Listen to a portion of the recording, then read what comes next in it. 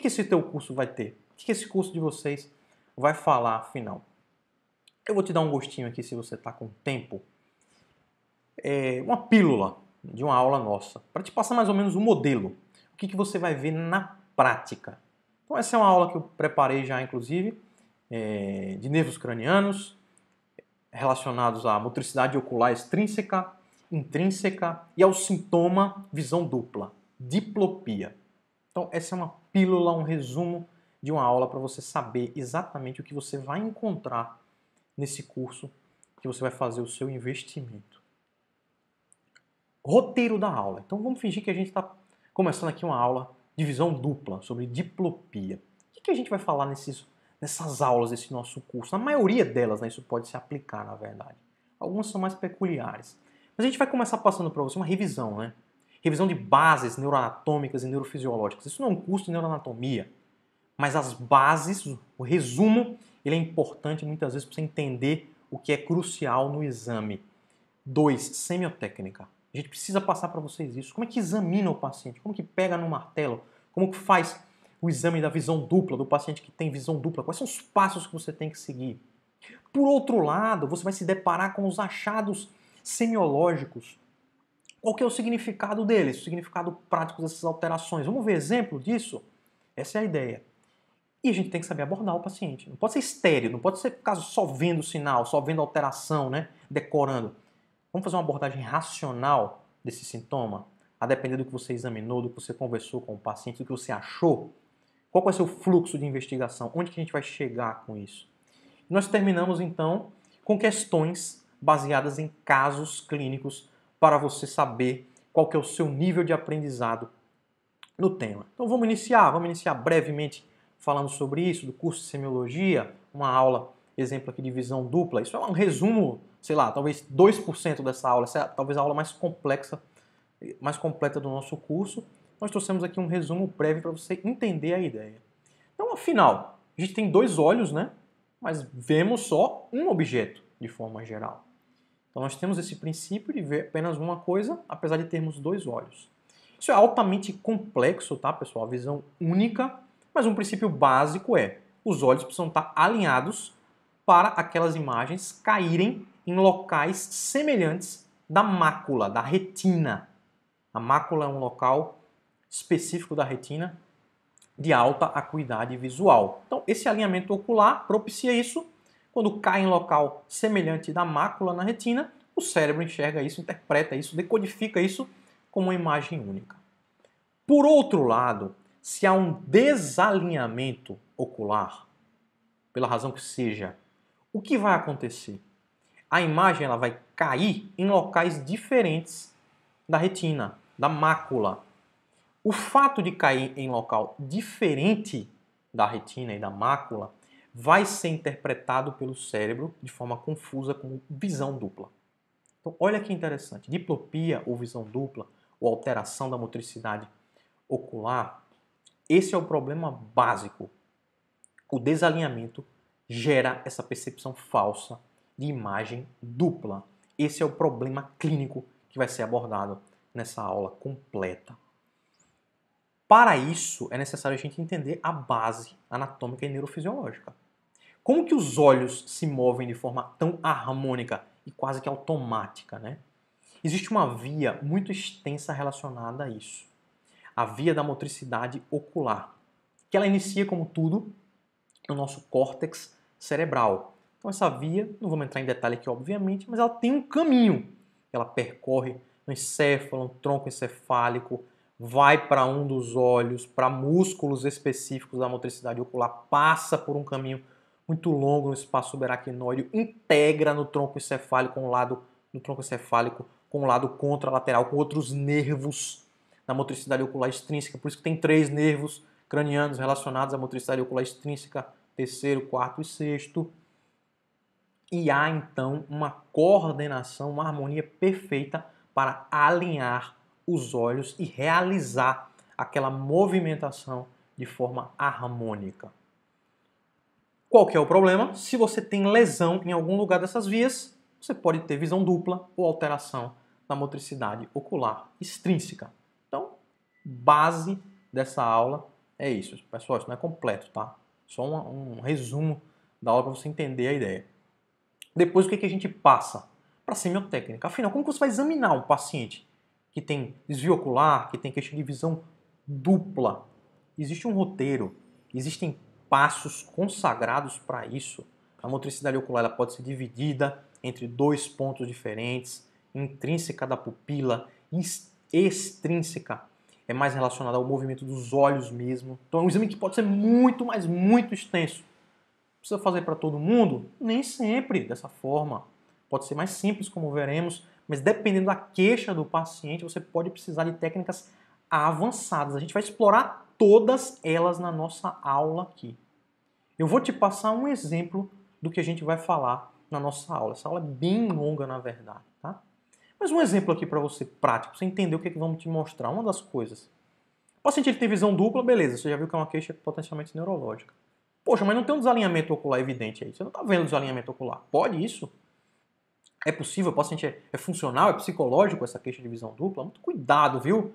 Porque esse desalinhamento pode ser um desalinhamento latente, não claramente visível ao olho do examinador. E algumas manobras semiológicas elas são fundamentais para solidificar esse conhecimento. Então você viu que uma das partes ali do exame da visão dupla, da motricidade ocular, é avaliar as posições oculares, né? Conhecido como 9 posições oculares.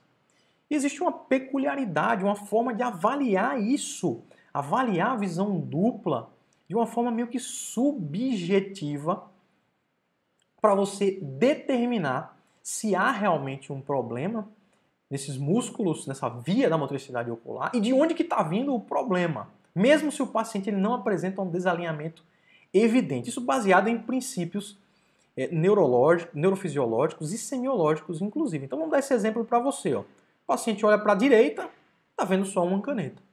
Ele olha para a esquerda, está vendo duas canetas. Ele está com visão dupla para a esquerda, né? Pior ao olhar para a esquerda. Você que é malandrão já em anatomia, você que está esperto em anatomia, você sabe que pode ser essa visão dupla horizontal, né, que a gente tem que classificar também, ela tem duas possibilidades, né? O problema pode ser nesse músculo que está puxando o olho esquerdo para fora, né? O reto lateral, sexto nervo abducente.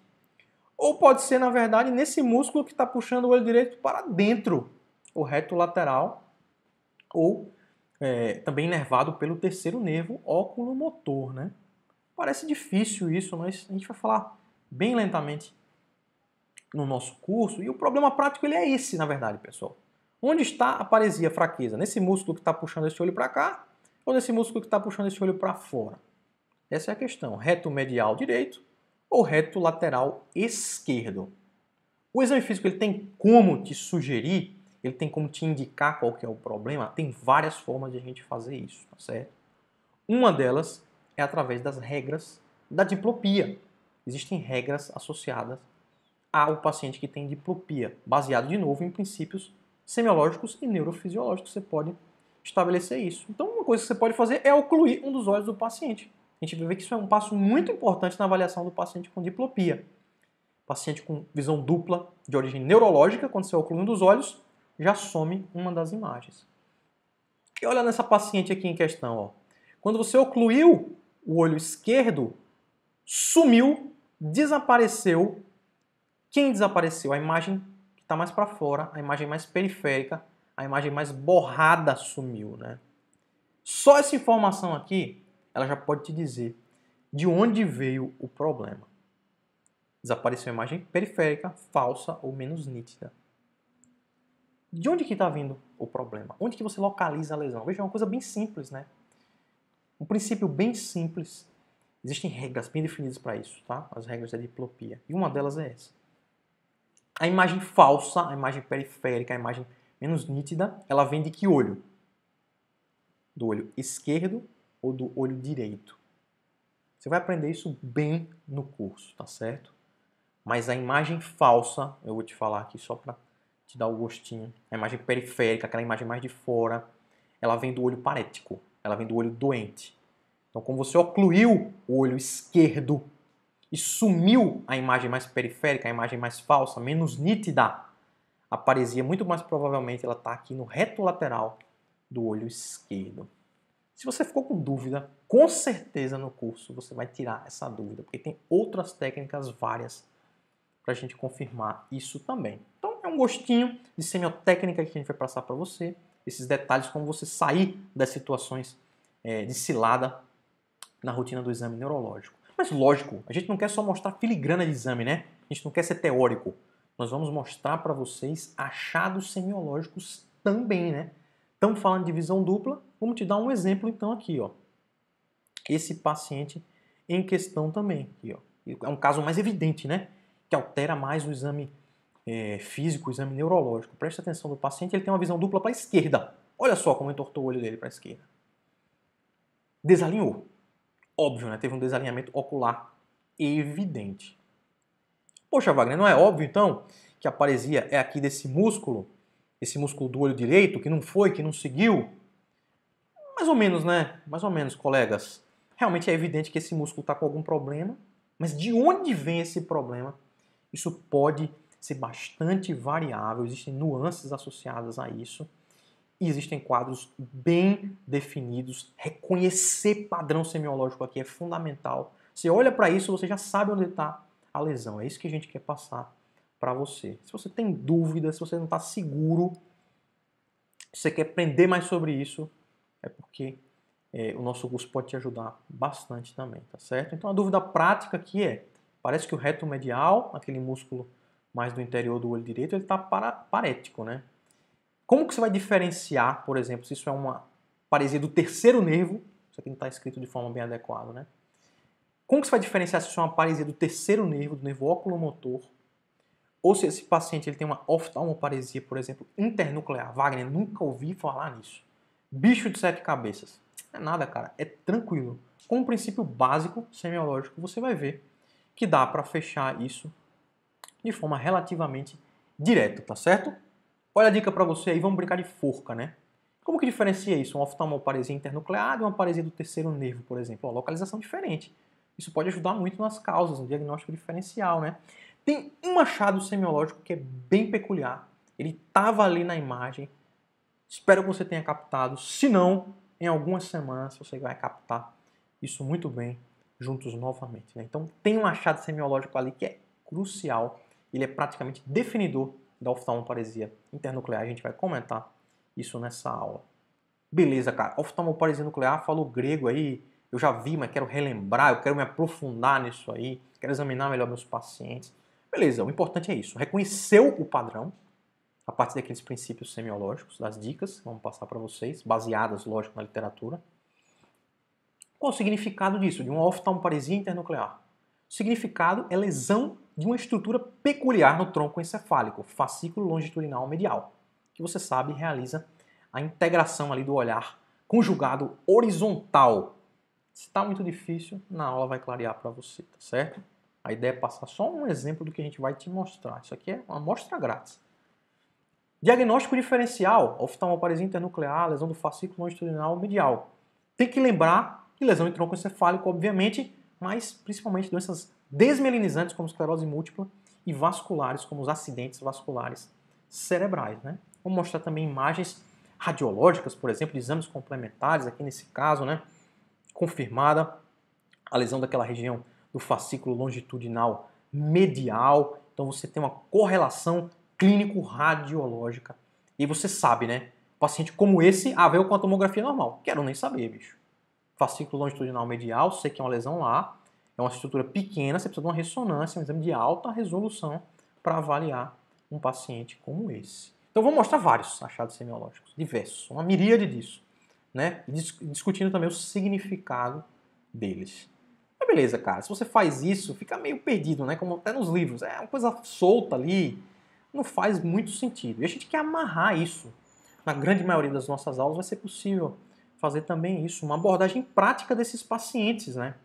Então, beleza, o paciente ele teve uma visão dupla, ele tem uma diplopia, tem um desalinhamento ocular. A gente viu que tem uma via extensa. Nós vimos que o exame é complexo. Os achados semiológicos eles podem ser vários, alterados, né?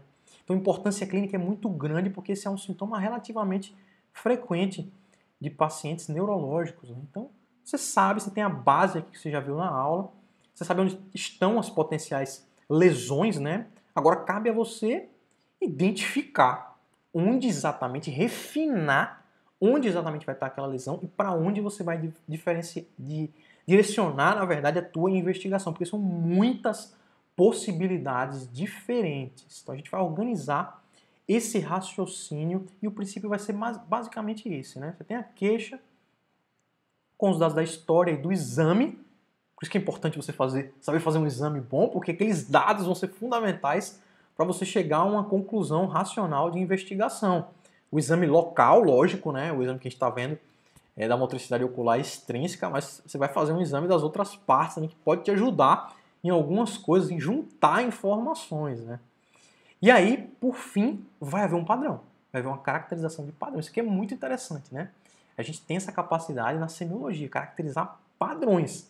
E esses padrões vão localizar, topografar, caracterizar síndromes, vão direcionar a investigação para o diagnóstico baseado na solicitação, muitas vezes, de exames complementares adequados, de forma, mais uma vez, precisa, né? E aí chega, por fim, no diagnóstico. Então a gente vai fazer sempre esse raciocínio. E olha só, a gente está falando de visão dupla, né?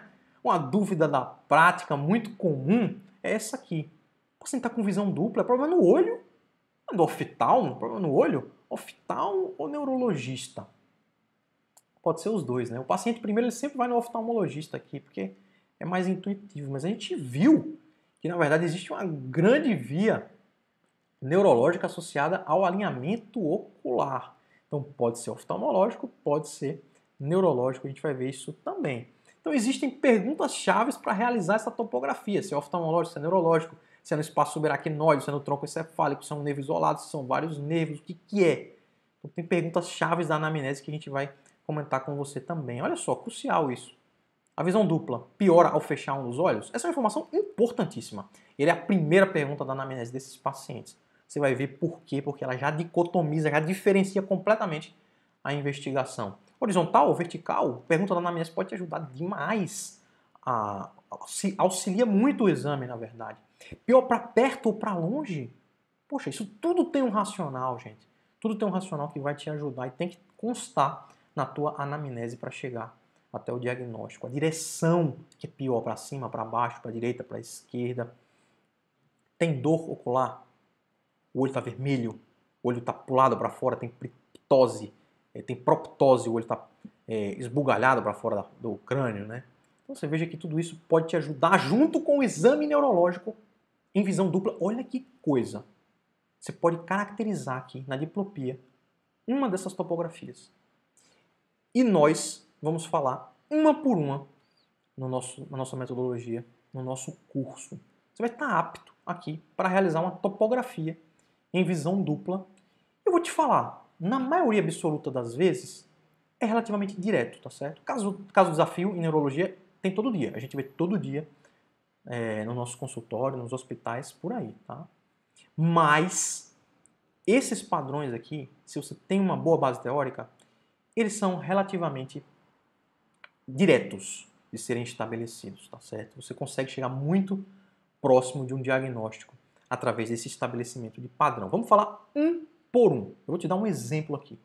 Uma das possibilidades de topografar uma diplopia é uma lesão no trajeto subaracnoide daqueles nervos, do terceiro, do quarto, do sexto, né?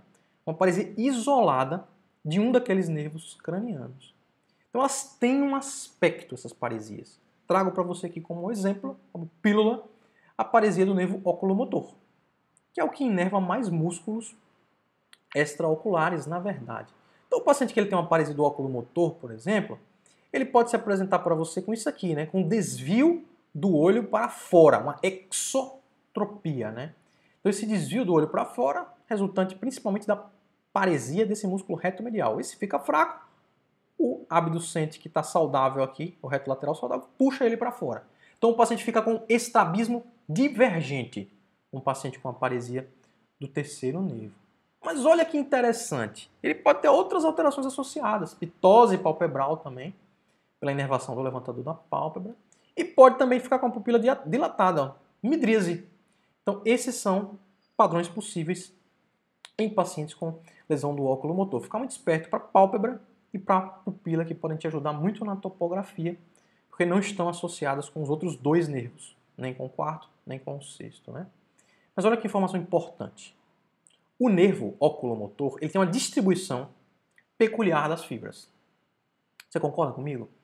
As fibras, elas estão distribuídas em locais diferentes, a depender do seu tipo. Por exemplo, as fibras do oculomotor que vão para a pupila, que vão realizar a constricção pupilar, perdão, o oculomotor realiza a constricção, fecha a pupila. Quando ele está lesado, o oculomotor, a pupila abre, fica em midríase, né?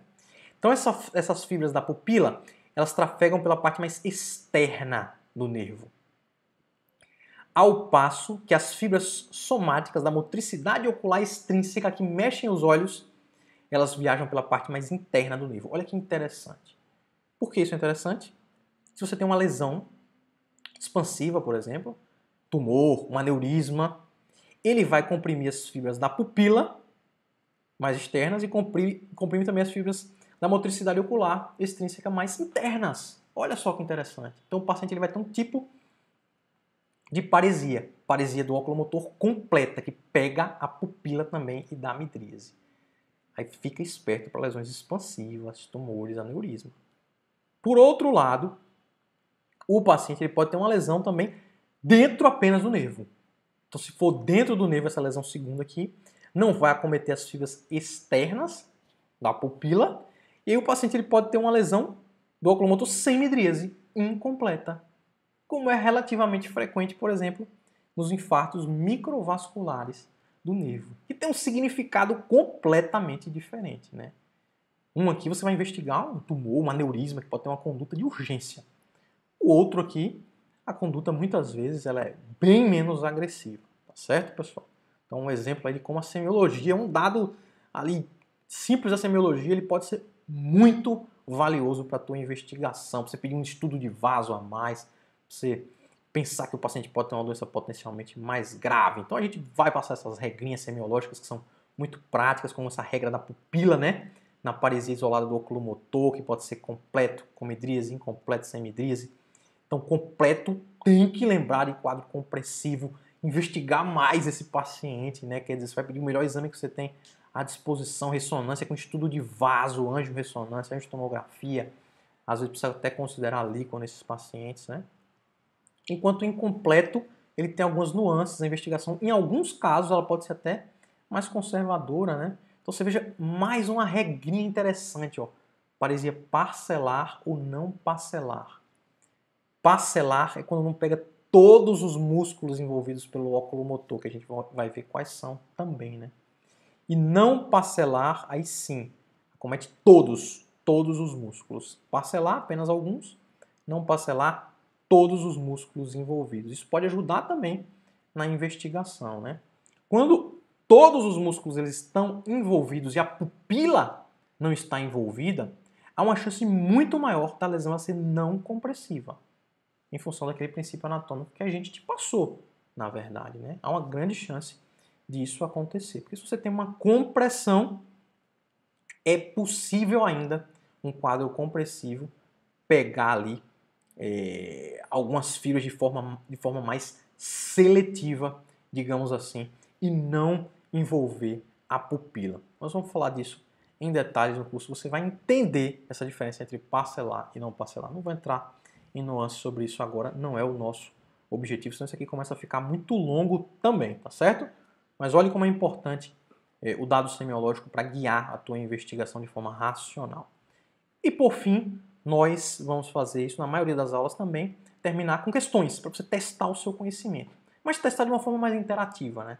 Isso é mais interessante, então, através de casos clínicos, óbvio. A gente não vai ficar perguntando coisa de rodapé também para vocês. Caso clínico número 1. Testa teu conhecimento aí agora. Paciente idosa, diabética, há 5 dias, fala que tem visão dupla, diplopia. Opa, abre a chave aqui. Você vai abrir a chave desse capítulo dessa aula. Melhora ao ocluir um dos olhos. O cara que fez o curso do Neuropost, ele sempre vai perguntar isso. E ele sabe, se melhorou a visão dupla quando oclui um dos olhos, é neurológica, muito provavelmente, a oftalmoparesia. Vai ver por que isso também. Pior para longe, fez o curso do Neuropost, você está esperto. Pior para longe, alta chance de ser paresia de que músculo? Pensa aí, que você vai ver a questão. Apresenta cefaleia, dor de cabeça na cabeça toda, né? Holocraniana, nova, a dor de cabeça, muito intensa, como nunca havia apresentado antes. Visão dupla, dor de cabeça nova. O que você marca? Vou te dar um tempo para você escolher a questão que mais se encaixa no que você marcaria para esse paciente. Quadro funcional, psicogênico. O paciente tem uma dor de cabeça, enxaqueca, não tem nada a ver, está vendo duplo porque está com muita dor. Não tem um desalinhamento ocular, a gente não viu desalinhamento ocular, né? Se não tem desalinhamento ocular, então não tem problema. É isso? Oftalmológico, lógico, pô. Queixa de olho, queixa de visão, é do oftalmo. Já encaminha logo e vou brilhar até. Isso pode ser um glaucoma porque está com muita dor na cabeça, um glaucoma agudo aí. Paresia do sexto nervo. Etiologia microvascular. Não tem necessidade de neuroimagem. Já fui na semiologia mais avançada aí. Olha esse aqui que complicou bastante. Oftalmoparesia internuclear. Ressonância de crânio é o exame ideal pela hipótese de doença desmielinizante. Por último, isso é uma paresia do sexto nervo mesmo, mas aqui eu vou pedir neuroimagem pelo risco de hipertensão intracraniana. Qual questão você marcaria em um paciente com essa apresentação clínica? Então, isso que a gente vai fazer, vai te dar um tempinho, você vai escolher a sua opção e vai comparar com o professor. Então o professor vai comentar, a gente vai comentar essa questão para você e dessa forma é possível também que o teu aprendizado melhore do ponto de vista prático, né? A gente acredita muito nisso. Então sim, é uma paresia do sexto nervo, isso está claro, apesar de não haver um desalinhamento ocular, pelas características, principalmente da história, né? As características semiológicas da história.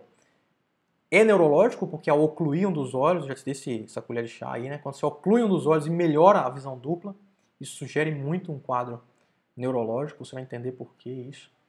Pior para longe e para um lado específico, vai sugerir sexto nervo mesmo, né? Há uma alta sugestão disso. O oftalmoparesia internuclear você viu ali, há pouco é completamente diferente, né? É mais do reto medial o problema. Mas e aí? É microvascular? Por que você vai pedir imagem? Olha só, os outros dados eles são muito importantes também, né, pessoal? A gente não avalia as coisas isoladamente. Então o paciente tem uma cefaleia nova, nunca teve na vida uma dor de cabeça. Então o paciente tem uma cefaleia nova, isso é um sinal de alarme para algum problema neurológico também. Então, particularmente em um caso como esse, com sinal neurológico focal, paresia do sexto, cefaleia nova, você tem que investigar a cabeça do paciente, né? E no caso em questão aqui, eu concordo, há um risco de hipertensão intracraniana, né? O sexto nervo é um nervo suscetível à elevação de pressão intracraniana.